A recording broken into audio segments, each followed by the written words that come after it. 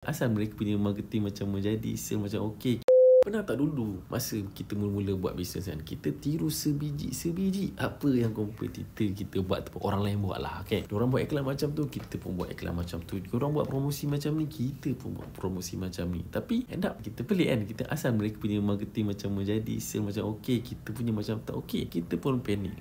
Sebab kita tiru sahaja. Maksudnya kita tak faham apakah objektif, apakah strategi di sebaliknya. So benda tu sebenarnya normal berlaku kepada yang baru mulakan bisnes ke, sebab kita tak faham apakah objektif marketing tersebut, dan kita kena berubah lah kan, naklah sampai bila-bila kita jadi macam tu. So kita kena buat marketing mengikut fasanya. Okay, ada jenis-jenis yang marketing kita kena buat yang mungkin orang lain sesuai buat, yang kita tak sesuai, kita kena figure it out. Tapi at least ada jenis marketing yang memang kita patut buat. So saya ada pecahkan, ada 4 layers of marketing campaign yang memang sebenarnya kita kena buat, tapi layer pertama saja sudah cukup untuk bantu anda ke 6 figures, insya-Allah. So kalau anda nak tahu lebih lanjut, saya ada share secara percuma saja yang ada dekat bio. Dan macam biasa, kalau anda nak belajar tentang marketing dengan bisnes, pergi je dekat falbi.my and subscribe, link dekat bio.